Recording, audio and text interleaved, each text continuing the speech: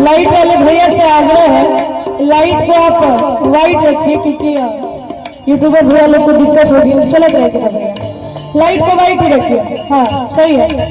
लड़का का कहा था काली मिया धन खिलल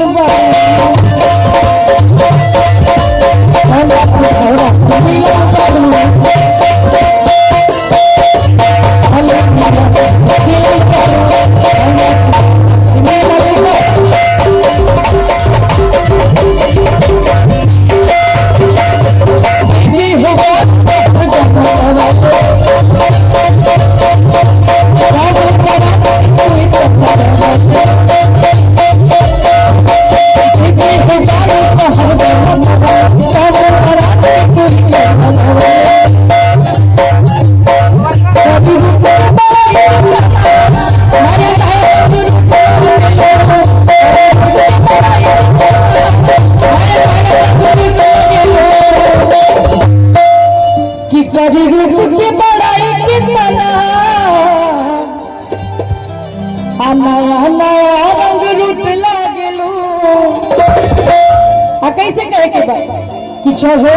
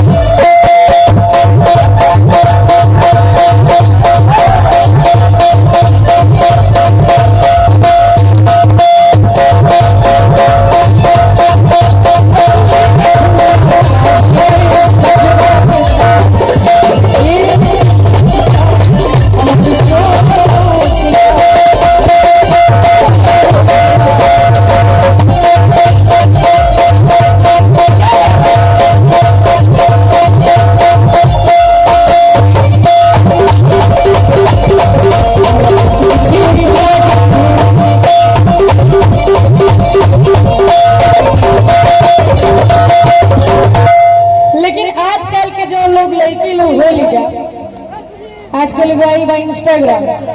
हमारे कश्मीर वाला गाना भी इंस्टाग्राम पे बड़ी वायरल है। लेकिन आजकल के लड़के लोग के जो हमारी इंस्टाग्राम पे रील बनावे के वायरल होते आजकल सब के ऊंचा। आर्यन बाबू खुशी एक बार इधर आ जाओ। खुशी सामने एक बार हम चाहते कि खुशी कट्टर खाती जोरदार ताली बजा के स्वागत कर जाते। भोजपुरी के सुपरस्टार गायिका आप सबके बीच में खुशी आई बड़ी। भोजपुरी के बड़ी सुरीला गायिका वाली एक बार ताली बजा दीजिए जोरदार जोरदार ताली बजा के स्वागत। आर्यन भाई हम सबके बीच निशान भैया का आगमन हुआ और हमारे काफी अच्छे सिंगर निशान भैया का आगमन। एक बार दोनों लोग के लिए आप सभी जोरदार ताली ताली रखने के चाहिए निशान भैया खातिर।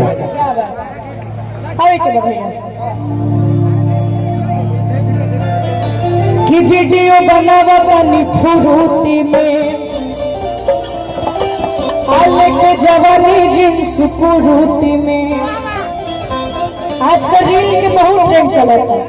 आप कब पहनी साड़ी कब लो रहो, आप कब न बढ़ा कब फूलो रहो। थोड़ा सा मंच पे 2-4-10 कुर्सी आ जाए। कुर्सी वाले भाई साहब टेंट वाले भैया थोड़ा सा मंच पे कुर्सी मंगा दीजिए भैया। अगर केहू के मेरी गमछी बा तो तनी गमछी हमरा के दे दीजिए। हाँ दीजिए थोड़ा गमछी दीजिए तो। कि कब पहनी साड़ी कब लो रहो, आप कब न बढ़ा कब फूलो रहो। लड़कियां कहती आता अपना ऑडियंस लोग से, अपना फॉलोवर जो वीडियो के देखा था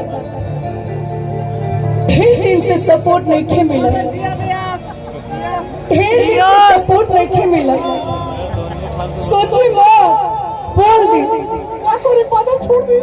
और भाई लोग कमेंट में बताओ लोग का वीडियो बनावल छोड़ दी। बताई जा रहा है इतना नारी लोग आई बड़ी जा इतना मेहनत करे तरीके तो कम से कम वीडियो देखा ना लोग। यही से लड़की कहती आता छोड़ दी।